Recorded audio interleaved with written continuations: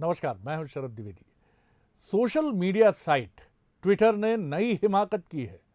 इस बार उसने देश के नक्शे से छेड़छाड़ करते हुए केंद्र शासित प्रदेश जम्मू कश्मीर और लद्दाख को भारत से अलग दिखाया है। दोनों को अलग अलग देश दर्शाया गया है। मामला सामने आने के तुरंत बाद केंद्र सरकार ने संज्ञान लिया है। सरकार ट्विटर को नोटिस जारी करने की तैयारी में है। इससे पहले ट्विटर ने शुक्रवार को केंद्रीय कानून मंत्री रविशंकर प्रसाद के अकाउंट को 1 घंटे के लिए ब्लॉक कर दिया था। नया आईटी कानून आने के बाद से केंद्र सरकार और ट्विटर में लगातार विवाद की स्थिति बनी हुई है। अब इसमें देश के नक्शे से छेड़छाड़ करने की एक और बेहद गंभीर और आपत्तिजनक कड़ी जुड़ गई है। वैसे ये पहली बार नहीं है जब ट्विटर ने भारत का नक्शा गलत दिखाया है। इससे पहले अक्टूबर 2020 में भारत के लद्दाख के लेह को पीपल्स रिपब्लिक ऑफ चाइना का हिस्सा बताया गया था। उस दौरान भारत सरकार ने ट्विटर के सीईओ जैक डोर्से को भारत के नक्शे से छेड़छाड़ करने को लेकर चेतावनी जारी की थी। आईटी सचिव ने कहा था कि इस तरह की घटनाओं से न केवल ट्विटर की बदनामी होती है, बल्कि एक मध्यस्थ के तौर पर उसकी निष्पक्षता यानी इम्पार्शियलिटी पर भी सवाल खड़े होते हैं। तो ये बेहद बड़ी खबर है। ट्विटर की हिमाकत, अखंड भारत के नक्शे से छेड़छाड़ करता नजर आया है ट्विटर।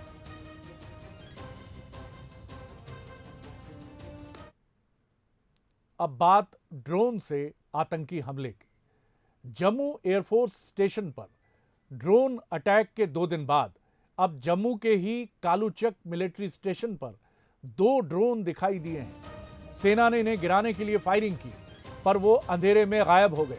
मिलिट्री ने पूरे इलाके में बड़े पैमाने पर सर्च ऑपरेशन शुरू किया है। न्यूज एजेंसी के मुताबिक रविवार रात 11:30 बजे और सुबह करीब तड़के 1:30 बजे unmanned aerial vehicle military base पर नजर आए। इसके बाद से सेना अलर्ट पर है और निगरानी पूरे क्षेत्र में बढ़ा दी गई है। ड्रोन हमले पर क्या है ये पूरा मामला, ये आपको समझाते हैं। ड्रोन हमला होता क्या है? इसका साइज छोटा होता है, इसलिए हमले के लिए मुफीद माना जाता है। शूट टू किल प्रक्रिया इसको गिराने के लिए अपनाई जाती है। इसकी रेंज 5 से 100 किलोमीटर तक होती है। आतंकी हमले में ड्रोन का इस्तेमाल चिंताजनक है। छोटी और नीची उड़ान के कारण ये रडार की पकड़ में नहीं आता है। बहुत पास आने पर ही देखा जा सकता है ड्रोन। इसका साइज छोटा होने से यह आसानी से दिखाई नहीं देता।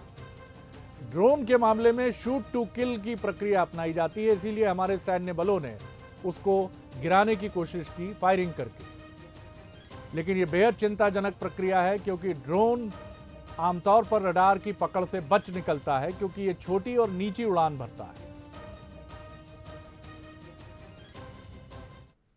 चलिए अब कुछ राजनीतिक खबरों का रुख करते हैं। सब कह रहे हैं कि अचानक दिग्विजय सिंह जी सक्रिय हो गए हैं।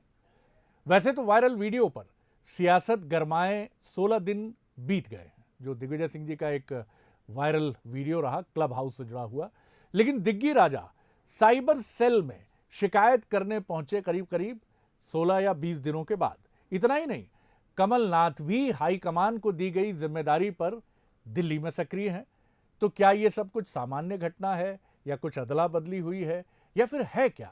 आइए देखिए ये रिपोर्ट।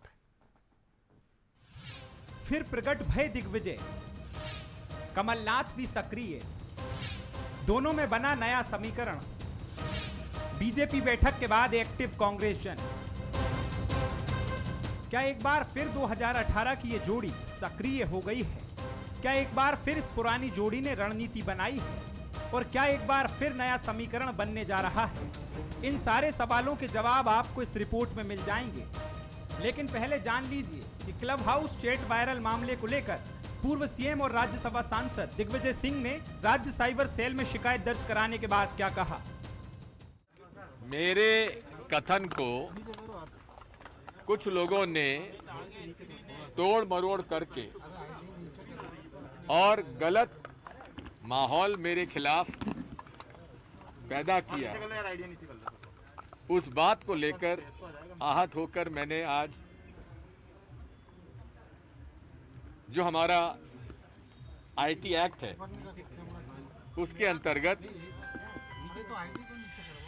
शासन से, पुलिस प्रशासन से अनुरोध किया है कि वे इस पर उसी प्रकार से शीघ्र कार्रवाई करें। 16 दिन पहले उनका चैट ऑडियो वायरल हुआ था जिसमें वो अनुच्छेद 370 हटाए जाने को लेकर कथित रूप से असहमत दिख रहे थे और अब इस मसले पर दिग्गज शिकायत करने पहुंचे हैं। ये भी संयोग ही है कि ये सब बीजेपी संगठन की हालिया बैठक के बाद हुआ है जिसमें निशाने पर दिग्विजय और कमलनाथ थे। दिग्विजय सिंह जी एक लंबे समय से चर्चा में रहने के लिए ऐसे साइबर सेल में जाते रहे हैं। पहले भी वो 3-3, 4-4 दिल्ली से वकील ला के, आज से 5-7 साल पीछे जाओगे आप, एसआईटी के पास गए थे, हाई कोर्ट के अंदर गए थे, और जो सब उनका हश्र हुआ वो इसका हश्र होने वाला है। उधर दिल्ली में कमलनाथ भी एक्टिव हैं। वो राजस्थान और पंजाब में कांग्रेस के समन्वय को ठीक करने में लगे हैं, तो मध्य प्रदेश में पार्टी के पुनर्गठन का प्रारूप भी तैयार कर रहे हैं। कुछ परिवर्तन तो है, मतलब कांग्रेस कमेटी का पुनर्गठन तो है ही, साथ में 8-10 जिला कांग्रेस कमेटी के अध्यक्षों को बदलना है, महिला कांग्रेस अध्यक्ष प्रदेश की उसकी नियुक्ति होना है, NSUI के प्रदेश अध्यक्ष की नियुक्ति होना है, अल्पसंख्यक विभाग के अध्यक्ष की पुनर्गठन होकर नियुक्ति होना है। तो संगठन में एक व्यापक फेरबदल और नई नियुक्तियों का संभावना है बहुत जल्दी, 15 दिन में। जानकारों की माने तो जिस तरह से बीजेपी की बैठक में कांग्रेस को लेकर रणनीति बनी है उस पर कांग्रेस भी अलर्ट हो गई है। 2018 की पुरानी जोड़ी फिर सक्रिय हो गई है।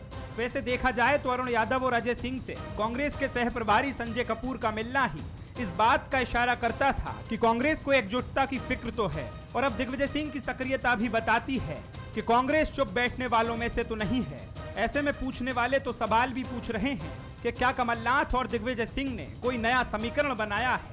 क्या ये जोड़ी कुछ बड़ा प्लान कर रही है? Bureau report, Bansal news.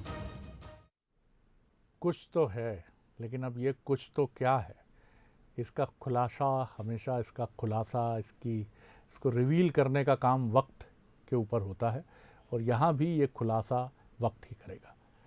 Madhya Pradesh में भले ही अभी निकाय चुनाव की तारीखों का ऐलान नहीं हुआ है, लेकिन कांग्रेस पार्टी ने संगठन स्तर पर चुनाव की तैयारियां तेज कर दी हैं। प्रदेश के सह प्रभारी अपने दायित्व वाले जिलों का फीडबैक भी ले रहे हैं कार्यकर्ताओं से और पदाधिकारियों से, और वहीं जोर शोर से तैयारियों में भी जुट गए हैं। कांग्रेस की तैयारियों को लेकर बीजेपी ने भी तंज कसा है। देख लीजिए ये रिपोर्ट। 15 साल बाद हाथ आई सत्ता। 15 महीने में ही गंवाने के बाद कांग्रेसी ये बात समझ चुकी है कि अगले विधानसभा चुनाव से पहले निकाय चुनाव में पार्टी को बेहतर प्रदर्शन करना होगा। इसके लिए संगठनात्मक रूप से पार्टी को मजबूत करने की कवायद भी शुरू हो चुकी है। कांग्रेस का दावा है कि निकाय चुनाव में पार्टी को पूरे प्रदेश में जीत मिलेगी। हम चुनाव के लिए पूरी तरह से तैयार हैं। कांग्रेस पार्टी जो है, जो उसका स्ट्रक्चर है, संगठनात्मक संरचना है, उसको दुरुस्त कर रही है। जब चुनाव होंगे तो हम पूरी ताकत से उसमें उतरेंगे। भारतीय जनता पार्टी तो चुनाव लड़ना ही नहीं चाहती, उसके लिए बहाने ढूंढ रहे हैं, नहीं तो अभी तक करा देते चुनाव। वहीं कांग्रेस की तैयारियों पर तंज कसते हुए प्रदेश के चिकित्सा शिक्षा मंत्री विश्वास सारंग ने कहा कि कांग्रेस में संगठन नाम की कोई चीज नहीं है। जनता का विश्वास सिर्फ बीजेपी में है। काय की तैयारी, ना नेता ना नियत, किस बात की तैयारी कर रहे कांग्रेस अब भूली बिसरी बातें हैं। केवल और केवल अपनी राजनीतिक रोटी सेकने के लिए इस तरह के बयान देते रहते हैं। ना कांग्रेस की कोई तैयारी है, ना जनता किसी तरह कांग्रेस को स्वीकार करना चाहती है। दमोह चुनाव में कांग्रेस को मिली बड़ी जीत के बाद पार्टी कार्यकर्ताओं का मनोबल बूस्ट जरूर हुआ है, लेकिन बीजेपी के मजबूत संगठन से पूरे प्रदेश में मुकाबला करने के लिए पार्टी को जमीनी स्तर पर जुटना होगा। बहरहाल देखना होगा कि कांग्रेस के ये प्रयास कितने सफल हो पाते हैं। एमपी बोर्ड 12th के जो परिणाम हैं, 12वीं के जो परिणाम हैं, उनका फार्मूला तय कर लिया गया है। 10वीं के आधार पर 12वीं रिजल्ट का फार्मूला तैयार किया गया है और अब रिजल्ट घोषित करने की तैयारी की जाएगी। बंसल न्यूज से खास बातचीत में मध्य प्रदेश के स्कूल शिक्षा मंत्री इंदर सिंह परमार ने बताया कि कक्षा 10वीं के बेस्ट ऑफ 5 सब्जेक्ट के आधार पर 12वीं का रिजल्ट तैयार किया गया है। बेस्ट परफॉर्मेंस वाले 5 विषयों के नंबर को 12th के रिजल्ट में जोड़ा जाएगा। हालांकि अभी परिणाम घोषित करने की तारीख की कोई भी आधिकारिक घोषणा नहीं की गई है, लेकिन जुलाई के अंत तक ये परिणाम, ये रिजल्ट आ जाएगा। वहीं जो छात्र एग्जाम देना चाहेंगे उनके लिए केंद्रीय माध्यमिक शिक्षा मंडल के 12th एग्जाम की तरह ये विकल्प खुला रहेगा और उनके लिए परीक्षा देने की व्यवस्था भी की जाएगी। तो ये बड़ी खबर है कि जुलाई के अंत तक आ जाएगा। फार्मूला रहेगा 10वीं के बेस्ट 5 सब्जेक्ट्स के नंबर।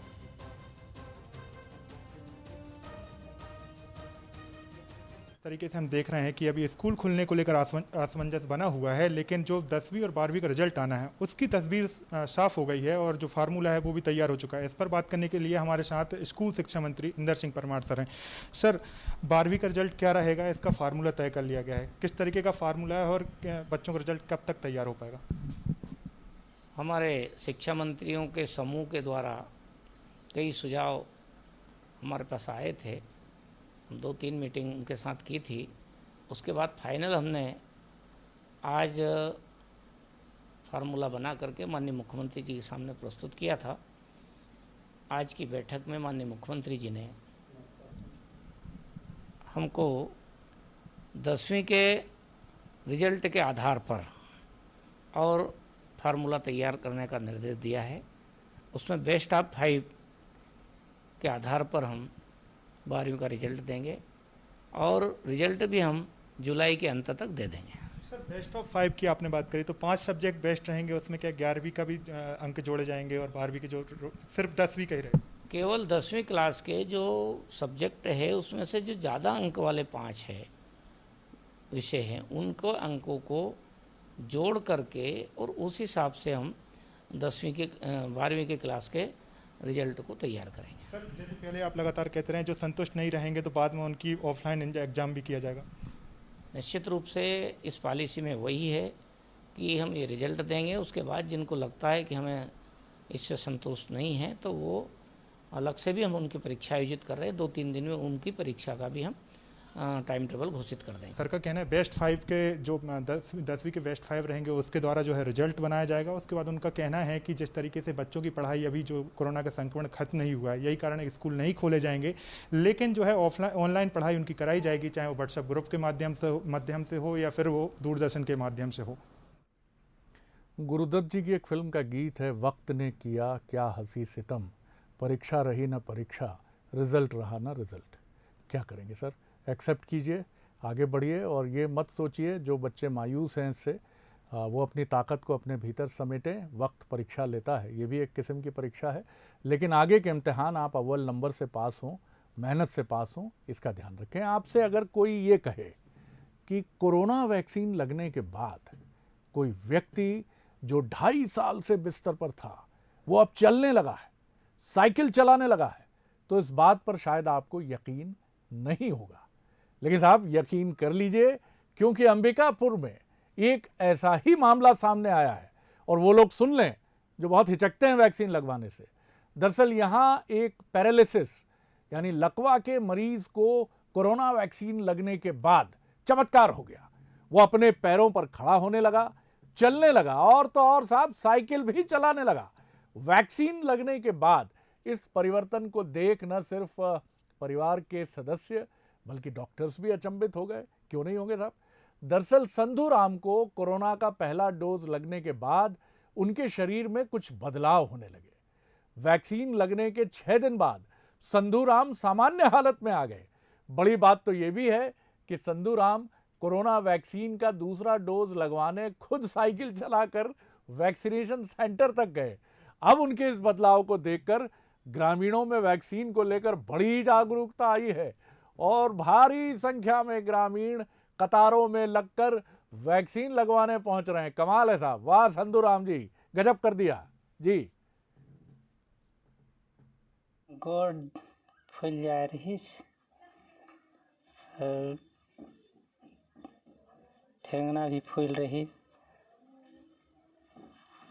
टीका लगे से बाद पूरा छूट गए से।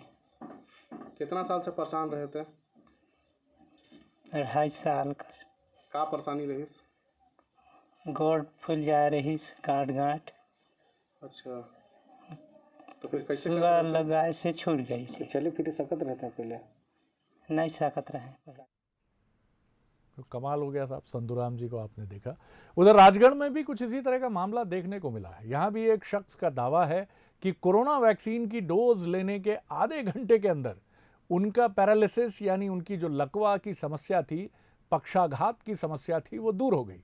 अब्दुल मजीद खान के मुताबिक जिस पैरालिसिस की बीमारी से वो पिछले 5-6 महीने से परेशान थे, वैक्सीन लगवाने के आधे घंटे बाद ही वो ठीक हो गए।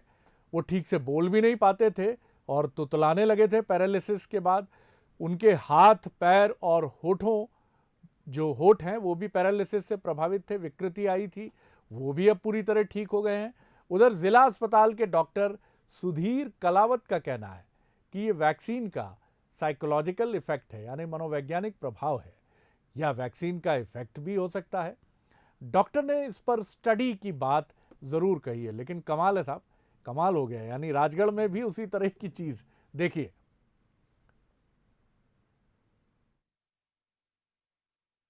मेरे को पैरालिसिस था, वैक्सीन लगवाने के बाद मेरा को इतना लाभ हुआ कि मेरा अंगूठा और मेरे होंठ और मेरा गाल सब साइड से खिंचा था, जुबान तोड़ती बोलता था, मेरी पाँव की उंगलियां भी सुन थी। आज वैक्सीन लगाने के बाद मेरे को मतलब समझ लो कि 75% आराम हो गया, उसको बढ़िया फर्स्ट क्लास हो गई। ये बीमारी कब से आपको? मेरे को ये बीमारी है करीबन 5 महीने से मेरा इलाज चल रहा था, 80 डॉक्टर किया था, दवा गोली खा लिया था, मगर आज वैक्सीन लगवाने के बाद मेरे को बहुत 100% अच्छा लगा और मेरे को लाभ मिला, उससे फ़ायदा हुआ। राजगढ़ के सारंगपुर में एक पेशेंट ने क्लेम किया है कि वैक्सीन लगने के बाद उसका पैरालिसिस ठीक हुआ है। ये साइकोलॉजिकली भी हो सकता है, ये वैक्सीन का इफेक्ट भी हो सकता है और ये साइड इफेक्ट भी हो सकता है। फिर भी जो भी हो, इसको रिसर्च की आवश्यकता है, स्टडी की आवश्यकता है। डॉक्टर साहब के चेहरे पे साफ तौर पर अचंभा नज़र आ रहा था, थोड़ा शॉक भी नज़र आ रहा था कि ये हो क्या रहा है। लेकिन अच्छी बात है साहब, तो वैक्सीन लगवाने से हिचकिए मत, इसके सकारात्मक असर भी देखे जा रहे हैं, भले ही वो मनोवैज्ञानिक हों या वाकई कुछ हो, ये शोध का विषय है। अगली खबर, ग्वालियर में सेंट्रल जेल आवासीय परिसर में 16 जून की रात 10 बजे एक घटना हुई। अंधेरे में हुई इस घटना पर रोशनी पड़ी 28 जून को। इस पूरी घटना में सिर्फ एक पंचलाइन है और वो ये कि जेलर के दामाद पर भौंकना मना है। क्यों? देख लीजिए ये रिपोर्ट। कर्मचारी की सुरक्षा चाहता है, लेकिन जब मैं जेल परिसर पे रह रही हूँ, जेल के शासकीय आवास पे रह रही हूँ और जेलर का परिवार मेरे घर पे अंदर आके मेरे साथ और मेरी फ्रेंड के साथ मारपीट कर रहा है, तो मैं सुरक्षा की उम्मीद एक नारी होके कैसे कर सकती हूँ? ये महिला कौन है और क्यों रो रही है, ये वजह भी आपको बताएंगे, लेकिन उससे पहले एक झगड़े की जड़ में आपको लिए चलते हैं। पहले इससे मिलिए। नाम निक्की, पता ग्वालियर सेंट्रल जेल आवासीय परिसर, कसूर जेलर के दामाद पर भौंकना। लेकिन निक्की शायद ये नहीं जानता था कि जेलर हो या जेलर का दामाद, भौंकना मना है। पर निक्की तो जाने अनजाने गलती कर चुका था। अब बारी थी उसकी गलती की सजा की, जो जेलर के परिवार ने निक्की और उसकी मालकिन को खुले तौर पर दे डाली। जेलर महेश टिकारिया की पत्नी मीना टिकारिया और उनका लड़का चिंटू टिकारिया, उनका दामाद कंचन का पति जो उनकी बेटी है, ये सारे चारों डंडा लेकर घूम रहे थे। इन चारों में से किसी एक सदस्य ने मेरे गेट पे डंडा मारा, तब मेरा डॉगी मिक्की भौंकने लगा और फिर इतने में ये लोग गुस्से में कि आज इस कुत्ते को मार डालेंगे और तुझे भी मार डालेंगे, ये कहकर वो लोग ये गेट खोल करके अंदर चले गए। मेरे रोकने पर उन लोग ने मुझ पे भी डंडे से वार किया और फिर उसके लड़के ने मुझे हाथ पकड़ के और गंदी नीयत से मेरे कमर पे हाथ रख के मुझे घसीटते हुए इधर बाहर ले आया। और उसके दामाद ने भी मुझे बहुत बुरे तरीके से मेरे हाथ पकड़ लिया और मेरे साथ अश्लील और छेड़खानी करने लगा। शिकायत जेल प्रबंधन तक पहुंची जरूर, लेकिन कार्रवाई के नाम पर फरियादी को ठेंगा दिखा दिया गया तो फरियाद पुलिस कप्तान तक भी पहुंची। मामला दर्ज हो गया, लेकिन कार्रवाई क्या और कब होगी ये कहना मुश्किल है। थाना बहोड़ापुर में जेल जो निवास स्थल है वहाँ पर एक महिला जेल प्रहरी द्वारा पड़ोस में रहने वाले एक परिवार पर मारपीट और छेड़छाड़ का आरोप लगाया। पुलिस ने प्रथम दृष्टया प्रकरण पंजीबद्ध कर लिया। आसपास रहते हैं, किसी पालतू कुत्ते को मारने के बात पर विवाद शुरू हुआ था और लड़ाई झगड़ा और छेड़खानी तक चला गया। मामले में जेलर का पूरा परिवार आरोपी बनाया गया है। मामला जेल विभाग के एक अधिकारी और एक कर्मचारी के बीच का है, इसलिए फैसले में कितना वक्त लगेगा कोई नहीं जानता। और निक्की भी ये नहीं जानता कि भौंकना कभी कभी सच में भारी पड़ जाता है। प्रहलाद सेन, बंसल न्यूज, ग्वालियर। निक्की की तो कोई गलती नहीं है साहब, ये तो यकीनी तौर पे कहा जा सकता है, और ना उसके भौंकने पे कोई रोक लगा सकता है। और एक बेजुबान जानवर जो अपनी बात कह भी नहीं सकता और जो किसी अनजान आदमी को देखकर भौंकता है, उसको तो भौंकने दीजिए साहब।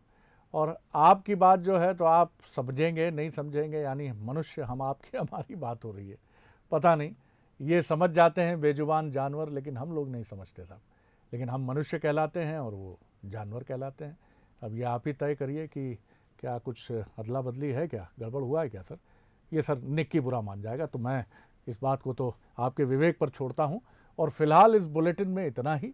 जाते जाते आपके लिए आरबीआई का महत्वपूर्ण संदेश जो कहता है, जानकार बनिए, सतर्क रहिए। दीजिए इजाज़त, नमस्कार।